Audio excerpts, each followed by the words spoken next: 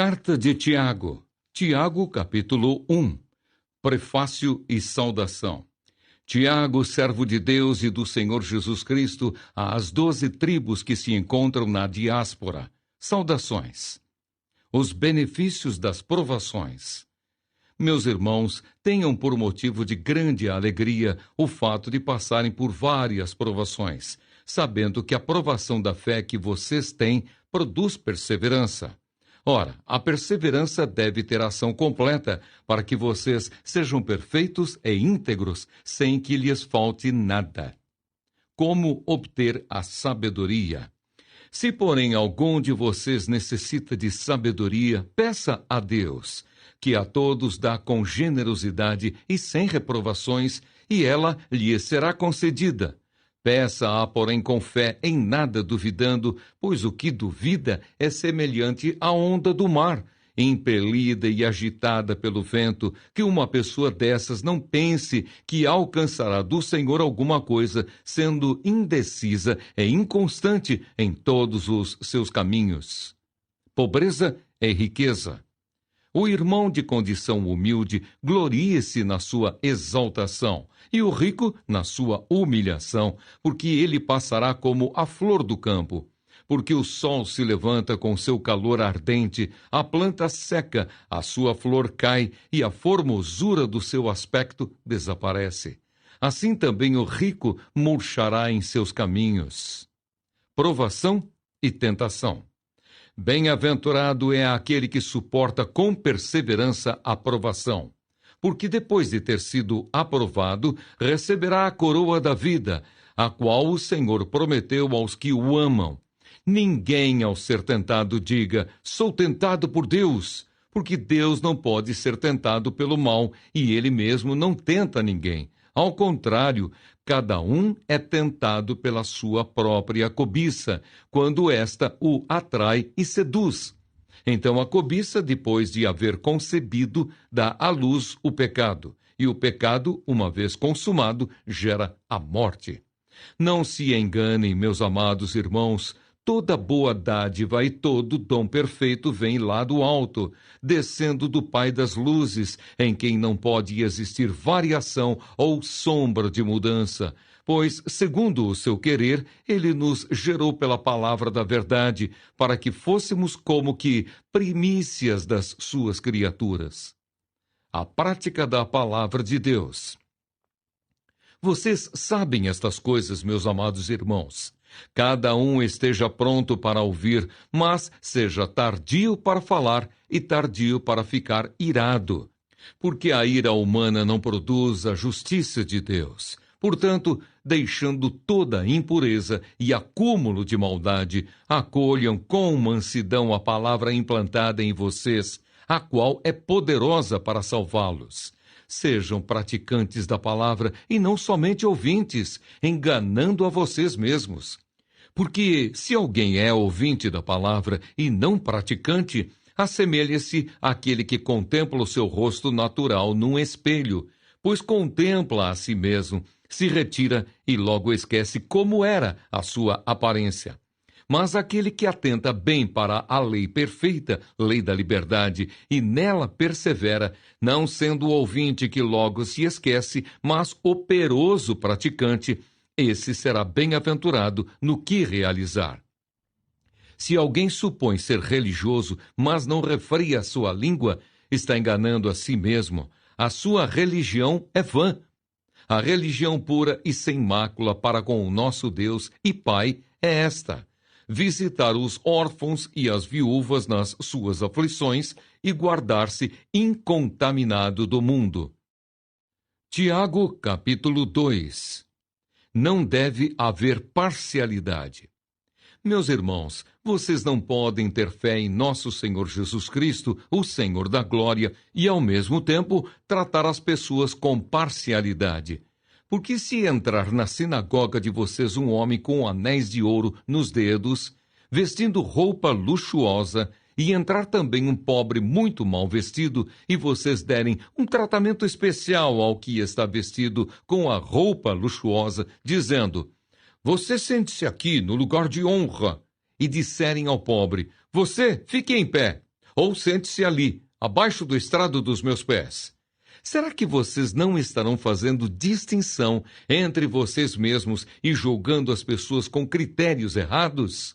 Escutem, meus amados irmãos.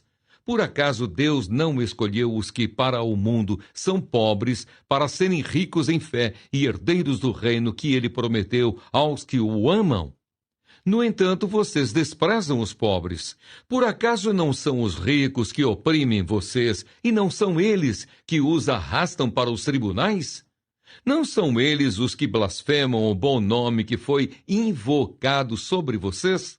Se vocês de fato observam a lei do reino conforme está na Escritura, ame o seu próximo como a si mesmo, fazem bem. Se, no entanto, vocês tratam as pessoas com parcialidade, cometem pecado, sendo condenados pela lei como transgressores. Pois quem guarda toda a lei, mas tropeça em um só ponto, se torna culpado de todos. Porque aquele que disse, não cometa adultério, também ordenou, não mate. Ora, se você não comete adultério, porém mata, acaba sendo transgressor da lei. Assim falem e vivam como pessoas que serão julgadas pela lei da liberdade, porque o juízo é sem misericórdia sobre quem não usou de misericórdia. A misericórdia triunfa sobre o juízo. A fé sem obras é morta. Meus irmãos, qual é o proveito se alguém disser que tem fé, mas não tiver obras? Será que essa fé pode salvá-lo? Se um irmão ou uma irmã estiverem com falta de roupa e necessitando do alimento diário, e um de vocês lhes disser, vão em paz, tratem de se aquecer e de se alimentar bem, mas não lhes dão o necessário para o corpo, qual é o proveito disso? Assim também a fé, se não tiver obras, por si só está morta. Mas alguém dirá, você tem fé e eu tenho obras. Mostre-me essa sua fé sem as obras, e eu com as obras lhe mostrarei a minha fé. Você crê que Deus é um só? Faz muito bem. Até os demônios creem e tremem. Seu tolo, você quer ter certeza de que a fé sem as obras é inútil? Por acaso não foi pelas obras que Abraão, o nosso pai, foi justificado quando ofereceu o seu filho Isaque sobre o altar? Você percebe que a fé operava juntamente com as suas obras e que foi pelas obras que a fé se consumou. E se cumpriu a Escritura que diz, Abraão creu em Deus e isso lhe foi atribuído para a justiça, e ele foi chamado amigo de Deus. Assim vocês percebem que uma pessoa é justificada pelas obras e não somente pela fé. De igual modo, será que não foi também pelas obras que a prostituta Raabe foi justificada quando acolheu os emissários e os fez partir por outro caminho? Porque assim como o corpo sem espírito é morto, assim também a fé sem obras é morta. Tiago, capítulo 3. Dominar a língua. Meus irmãos, não sejam muitos de vocês mestres, sabendo que seremos julgados com mais rigor. Porque todos tropeçamos em muitas coisas. Se alguém não tropeça no falar, é um indivíduo perfeito, capaz de refrear também todo o corpo. Ora, se colocamos um freio na boca dos cavalos para que nos obedeçam, também lhes dirigimos o corpo inteiro. Observem igualmente os navios que, sendo tão grandes e impelidos por fortes ventos, são dirigidos por um pequeníssimo leme e levados para onde o piloto quer. Assim também a língua, pequeno órgão, se gaba de grandes coisas. Vejam como uma fagulha incendeia uma grande floresta. Ora, a língua é um fogo, é um mundo de maldade. A língua está situada entre os membros do nosso corpo e contamina o corpo inteiro, e não só põe em chamas toda a carreira da existência humana, como também ela mesma é posta em chamas pelo inferno, pois toda a espécie de animais, de aves, de répteis e de seres marinhos se doma e tem sido domada pelo gênero humano, mas a língua ninguém é capaz de domar. É mal incontido, cheio de veneno mortal. Com ela bendizemos o Senhor e Pai, também com ela amaldiçoamos as pessoas, criadas à semelhança de Deus. De uma só boca procede bênção e maldição. Meus irmãos, isso não deveria ser assim. Por acaso pode a fonte jorrar do mesmo lugar água doce e água amarga? Meus irmãos, será que a figueira pode produzir azeitonas ou a videira figos? Assim também uma fonte de água salgada não pode dar água doce. A sabedoria lá do alto. Quem entre vocês é sábio e inteligente? Mostre as suas obras em mansidão de sabedoria, mediante a sua boa conduta. Se, pelo contrário, vocês têm em seu coração inveja amargurada e sentimento de rivalidade, não se gloriem disso, nem mintam contra a verdade. Esta não é a sabedoria que desce lá do alto, pelo contrário, é terrena, animal e demoníaca. Pois onde há inveja e rivalidade, aí há confusão e toda espécie de coisas ruins. Mas a sabedoria lá do alto é primeiramente pura, depois pacífica, gentil, amigável, cheia de misericórdia e de bons frutos, imparcial, sem fingimento. Ora, é em paz que se semeia o fruto da justiça para os que promovem a paz.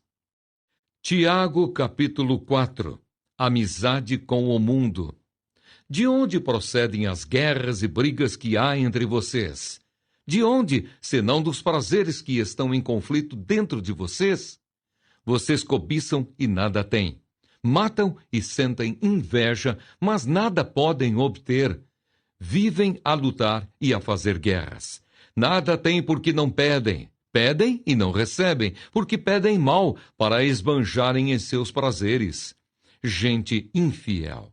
Vocês não sabem que a amizade do mundo é inimizade contra Deus? Aquele, pois, que quiser ser amigo do mundo, se torna inimigo de Deus. Ou vocês pensam que é em vão que a Escritura diz: é com ciúme que por nós anseia o Espírito que ele fez habitar em nós? Mas ele nos dá cada vez mais graça. Por isso diz: Deus resiste aos soberbos, mas dá graça aos humildes. Portanto, sujeitem-se a Deus, mas resistam ao diabo, e ele fugirá de vocês. Cheguem perto de Deus, e ele se chegará a vocês. Limpem as mãos, pecadores, e vocês que são indecisos, purifiquem o coração. Reconheçam a sua miséria, lamentem e chorem. Que o riso de vocês se transforme em pranto e que a alegria de vocês se transforme em tristeza. Humilhem-se diante do Senhor e ele os exaltará. Não julguem os outros. Irmãos, não falem mal uns dos outros. Aquele que fala mal do irmão ou julga o seu irmão, fala mal da lei e julga a lei. Ora, se você julga a lei, não é observador da lei, mas juiz. Um só é legislador e juiz, aquele que pode salvar e fazer perecer. Mas quem é você para julgar o seu próximo? A incerteza da vida. Escutem agora, vocês que dizem: hoje ou amanhã iremos para a cidade tal, e lá passaremos um ano e faremos negócios e teremos lucros. Vocês não sabem o que acontecerá amanhã. O que é a vida de vocês? Vocês não passam de neblina que aparece por um instante e logo se dissipa.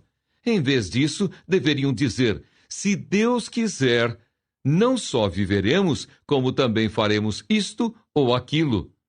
Agora, entretanto, vocês se orgulham das suas arrogantes pretensões. Todo orgulho semelhante a esse é mau. Portanto, aquele que sabe que deve fazer o bem e não o faz, nisso está pecando. Tiago, capítulo 5.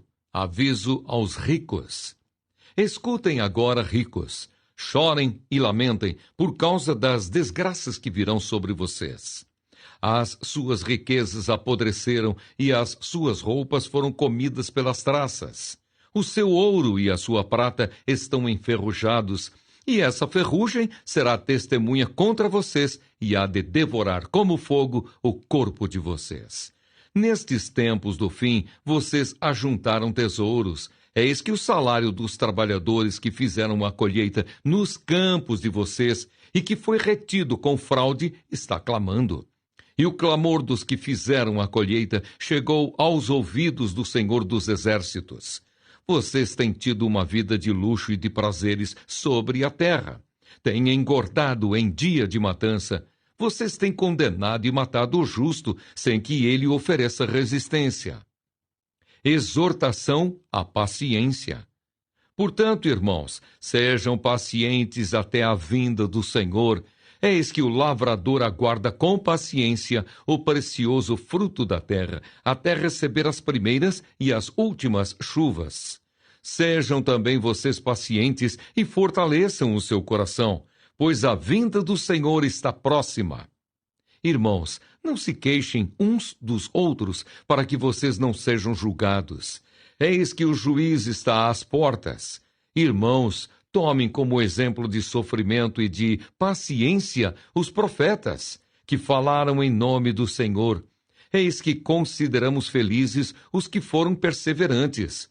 Vocês ouviram a respeito da paciência de Jó e sabem como o Senhor fez, com que tudo acabasse bem. Porque o Senhor é cheio de misericórdia e compaixão. Conselhos diversos.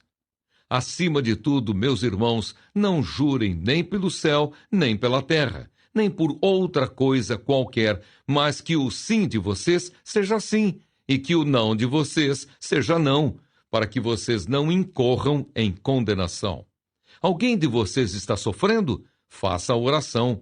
Alguém está alegre? Cante louvores. Alguém de vocês está doente? Chame os presbíteros da igreja, e estes façam oração sobre ele, ungindo-o com óleo em nome do Senhor. E a oração da fé salvará o enfermo, e o Senhor o levantará. E se houver cometido pecados, estes lhe serão perdoados. Portanto, confessem os seus pecados uns aos outros, e orem uns pelos outros, para que vocês sejam curados. Muito pode, por sua eficácia, a súplica do justo. Elias era homem semelhante a nós, sujeito aos mesmos sentimentos, e orou com fervor para que não chovesse sobre a terra, e por 3 anos e 6 meses não choveu. Depois orou de novo, e então o céu deu chuva, e a terra produziu os seus frutos.